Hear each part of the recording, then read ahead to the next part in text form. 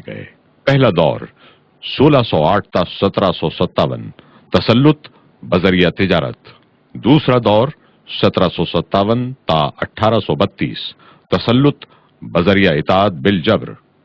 तीसरा दौर 1832 تا 1901 तसल्लुत बजरिया खुश मामलगी का दिखलावा। कंपनी के डायरेक्टरों की एक याददाश्त में लिखा है, हमारे ख्याल में ये बड़ी दौलत जो हमने हिंदुस्तानी तिजारत से हासिल की है, जालिमाना और जाबिराना दस्तूरुल अमल से मुहैया हुई है।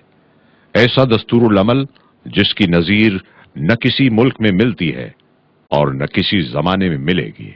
वो कंपनी जिसका इब्तदाई सरमाया 1601 ईस्वी में कुल 30,000 पाउंड था, जो लंदन के 100 ताजरों ने मिलकर इकट्ठा किया था, तकरीबन 60 बरस तिजारत के बाद इस कदर दौलतमंद हो जाती है कि वो शाह इंग्लिस्तान को 3 تا 4 लाख पाउंड नजराना पेश करती है। इससे पता चलता है कि इस अजीब गरीब तिजारत से उसने खुदा जाने कितने करोड़ पाउंड हासिल कर लिए होंगे। हालांकि उस जमाने में उसे हॉलैंड, डच, फ्रांसीसियों, पुर्तगीजों और जर्मनों से भी मुकाबला करना पड़ा। कंपनी जराइम पेशा, डाकू, कातिल, चोर, जालसाज, बदमाश और गैर शरीफ लोगों को मुलाजिम रखती जो जाबिराना लूट खसोट कर सकें। जब हुकूमत इंग्लिस्तान ने कंपनी को सर एडवर्ड माइकल बोर्दन को भर्ती करने के लिए कहा तो एक अजीब रेजोल्यूशन की नकल भेजी गई, जिसका मतलब ये था, किसी जिम्मेदारी के काम पर जेंटलमैन को न रखा जाए और गवर्नमेंट से दरखास्त की जाए कि हमें अपने कारोबार के लिए अपने ही किस्म के लोगों का इंतखाब करने की छूट दी जाए। कहीं ऐसा न हो कि शुराफा को नौकर रखने से कंपनी के अवामुन्नास हिस्सेदार शुबे में पड़कर रुपया वापस लेने लगे। कंपनी की तनख्वाहें बहुत कम थीं। इन तनख्वाहों पर भले मानस और शरीफ लोगों की बजाय निकम्मे, शरीर और जराइम पेशा लोग, जिनको इंग्लैंड में रोटी मिलना मुश्किल थी, वो हिंदुस्तान के लिए टूट पड़े और यहां हर तरीके से रुपया बनाने के लिए हर किस्म के मजालिम और वहशियाना कार्रवाइयां बेतहाशा जारी की। नवाब कर्नाटक ने कंपनी डायरेक्टर्स को लिखा, आपके नौकरों का कोई कारोबार तो है नहीं, ना आप उन्हें माकूल तनख्वाह देते हैं, फिर भी चंद ही साल में वो कई कई लाख अशरफियां कमाकर वापस जाते हैं। इतनी कलील मुद्दत में बगैर किसी जाहिरी जराए के ये बेहिसाब कमाई कहां से आती है, हम और आप दोनों समझ सकते हैं। वॉरेन हेस्टिंग्स ने लिखा, हिंदुस्तान में अंग्रेज जराइम करते हैं, जराइम के जवाज के लिए अंग्रेज होना काफी है और उसको सजा का ख्याल तक नहीं आ सकता। उनके रुपया कमाने के मुख्तलिफ तरीके थे, उनमें एक कर्जा देना भी था, मगर जिस नौइयत के ये कर्ज होते थे उनकी नजीर दुनिया में मिलना मुश्किल है। मिस्टर बर्क ने एक कर्जे के मुतालिक लिखा, नवाब कर्नाटक को रुपए की जरूरत पेश आई।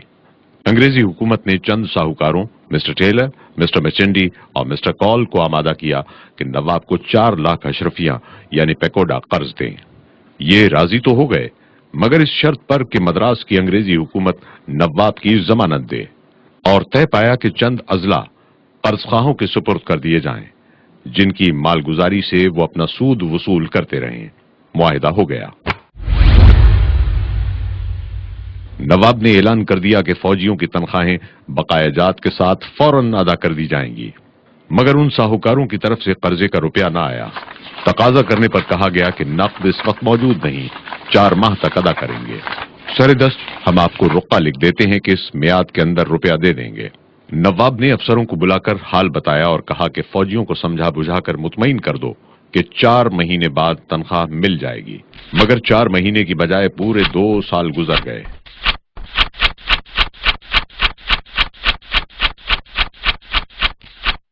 और फौजियों को तनख्वाह न मिली, बल्कि 2 साल की तनख्वाह मजीद अदा करना पड़ी।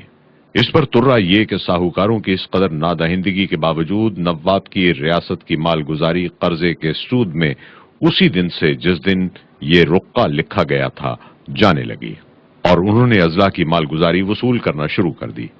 गालिबन ये दुनिया में एक ही मिसाल होगी कि रुपए की अदायगी से पहले ही कर्जख्वाहों को जायदाद पर कब्जा मिल जाए और इससे वो अपने सूद का रुपया वसूल करना शुरू कर दें और फिर उल्टा कर्जदारों के नाम गैर अदाशुदा रकम का रुका लिखें और कब्जा शुदा जायदाद से रकम वसूल करके 2 साल के बाद कर्जदारों को रुपया दें।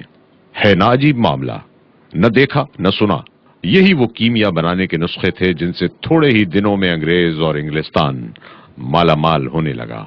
بہرحال 1757 عیسوی تک کمپنی کا یہ شرافت اور انسانیت سوز طریقہ تجارت جابرانہ اور ظالمانہ طور پر جاری رہا، جس سے نہایت عظیم الشان دولت بر صغیر سے چوس لی گئی۔ 1757 عیسوی سے دوسرا دور شروع ہوتا ہے،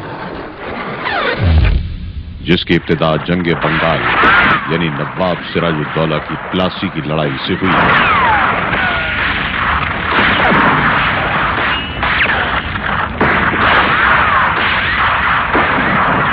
سر ولیم ڈگبی کے الفاظ میں کمپنی کا دوسرا دور جبر کا دور کہلاتا ہے۔ تسلط بذریعہ اطاعت بالجبر ہندوستان انگلینڈ کے لیے ہے۔ 1757 عیسوی سے 1832 تک آغاز سے انجام تک کی تفصیل نہایت درد انگیز، دہشت ناک اور طویل ہے۔ کلکتے میں بیٹھ کر انگریزوں نے میر صادق اور امی چند کے ساتھ مل کر سازش کا تانا بانا بنا اور نواب سراج الدولہ کے خلاف جنگ چھیڑ دی گئی۔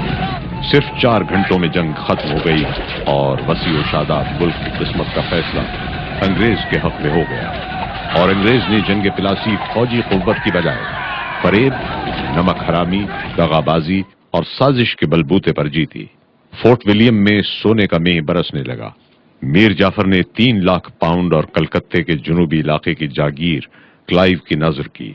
6 لاکھ پاؤنڈ کونسل ممبروں کو پیش کیے گئے۔ تاوان جنگ وصول کرنے کے لیے 24 پرگنہ کا علاقہ کمپنی کی جاگیر ٹھہری اور عام لوٹ مار کا بازار بھی گرم کیا گیا۔ بقول کلائیو 3 کروڑ انسانوں کو لوٹ کر کلکتے میں عظیم الشان دولت بہت جلد جمع کر دی گئی تھی۔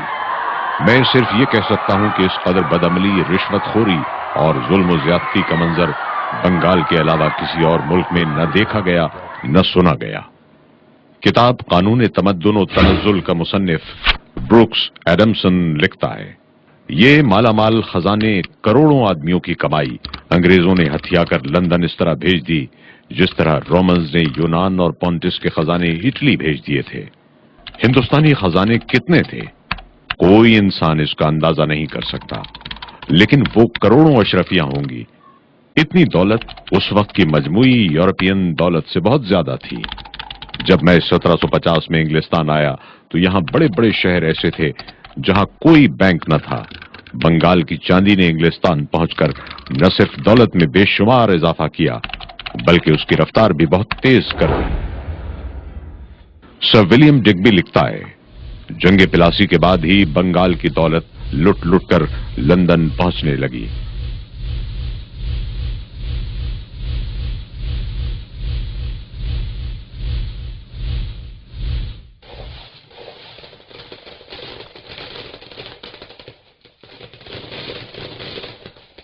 بقول بینز لنکا شائر میں سوت کاٹنے کے سادہ چرخے تھے۔ بہت سی ایجادات صدیوں سے دبی پڑی تھیں۔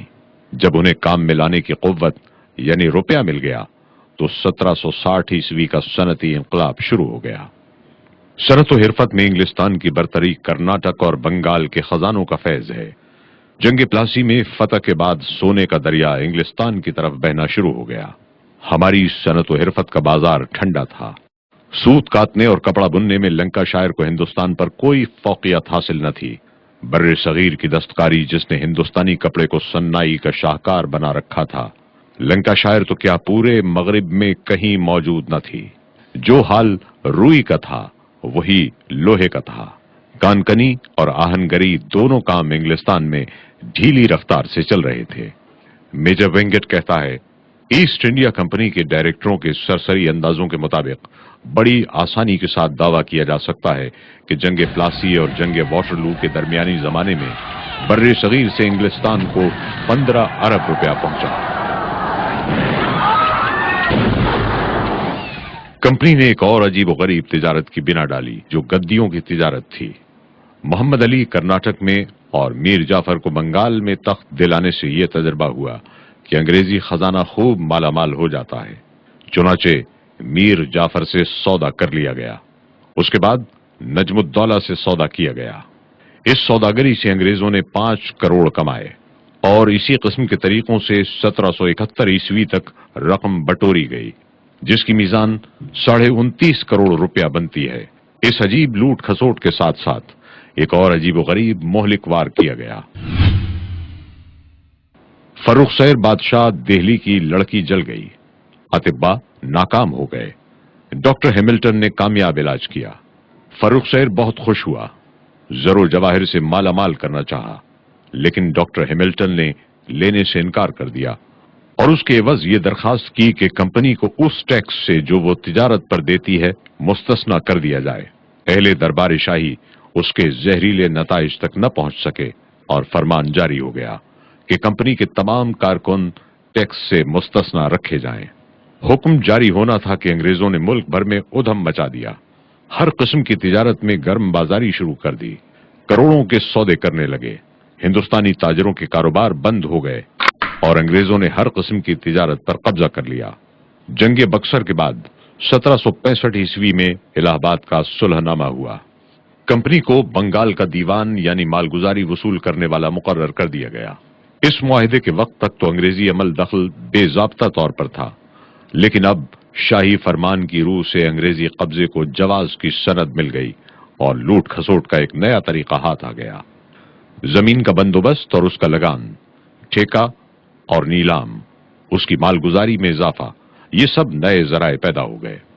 دیوانی ملتے ہی لگان میں 90% کا اضافہ کر کے کاشتکاروں کو تباہ حال کر دیا گیا اور کمپنی کی یہاں سونے کی بارش ہونے لگی۔ لارڈ ویلزلی کے عہد میں East India company Gorakhpur, Rohail کھنڈ اور جنوبی دوآبے کے علاقوں پر قابض ہو گئی۔ کرناٹک کے نواب کو معزول اور سلطان ٹیپو کو شہید کر دینے کے بعد وہ تمام علاقے حاصل کر لیے گئے جو اب مدراس کے احاطے میں شامل ہیں، اور وہاں کے تمام خزانے لوٹ کر انگلستان پہنچا دیے گئے۔ سر ولیم ڈگبی تیسرے دور کو تسلط بذریعہ ڈپلومیسی یعنی خوش معاملگی کا دکھلاوا کرتے ہوئے مقامیوں کو جبرن اور زور کے ذریعے کم ترین حالت میں دبا کر رکھنا قرار دیتا ہے۔ اس دور میں موتی اور فرما بردار رعایا کو لوٹنے اور زیادہ سے زیادہ کھسوٹنے کے نئے نئے قوانین بنائے گئے، جس میں مقامیوں کی کوئی شرکت نہیں ہوتی تھی۔ انگریز اپنے اغراض و مقاصد کے تحت آئینی قوت اور مضبوط شکنجے کے بل بوتے پر گھمنڈ کے ساتھ بغیر رحم کیے اور عدل و انصاف کے تقاضوں کو بھول کر انصاف کرنے کے جو قانون چاہتے تھے وہ بناتے تھے، خوشنما الفاظ میں شائع کرتے، محکوم رعایا کی خواہشوں اور ضرورتوں کا کوئی خیال نہ رکھتے، ان کی فلاح و بہبود کی بجائے ان سے زیادہ چوستے رہنا اور ان کو دائمی غلامی میں جکڑ کر بند رکھنا انگریزوں کا مطمع نظر تھا۔ وہ بدمست تھے اور رعایا کی ذرہ برابر بھی پرواہ نہ کرتے تھے۔ تاجرانہ ہوس اور حصول منفعت کے لیے انہوں نے حکومت کو ذریعہ بنا لیا تھا۔ متبنہ بنانے کے قدیم مقامی رواج کو یکلخت ناجائز قرار دے کر تقریباً 15 ریاستیں اپنے قبضے میں کر لیں۔ اس طرح بلا وجہ صوبہ سندھ، صوبہ اودھ اور صوبہ پنجاب کو یکے بعد دیگرے اپنے قبضے میں لے آئے۔ سر جان سلیور جو مدراس کے بورڈ آف ریونیو کا صدر ہے، کہتا ہے، ہمارا طرز حکومت اسپونج سے بہت مشابہت رکھتا ہے۔ وہ گنگا کے دھارے سے تمام نعمتیں چوس لیتا ہے اور ٹیمز کے کنارے نچوڑ دیتا ہے۔ سر جان شور جس کا تعلق بنگال سول سروس سے تھا اور بعد میں وائسرائے ہند بنا، 1833 کے قانون کے متعلق کہتا ہے، انگریز کا بنیادی اصول یہ رہا ہے کہ ہر صورت میں ہندوستانیوں کو اپنی اغراض کا غلام بنا لیا جائے۔ ان پر محصولات اتنے لگا دیے ہیں کہ ان پر اضافے کی کوئی گنجائش نہیں چھوڑی۔ یکے بعد دیگرے جو صوبہ ہمارے قبضے میں آیا اس کو مزید وصولیابی کا میدان بنا لیا ہے، اور ہم نے اس بات پر ہمیشہ فخر کیا ہے کہ دیسی والیان ملک سے جتنا وصول کرتے تھے اس سے ہماری آمدنی کہیں زیادہ ہے۔ اس کا نتیجہ یہ ہے کہ رعایا ہم سے نفرت کرتی ہے اور ہر طاقت کا خیر مقدم کرنے اور اس کے جھنڈے کے نیچے جمع ہونے کے لیے تیار رہتی ہے۔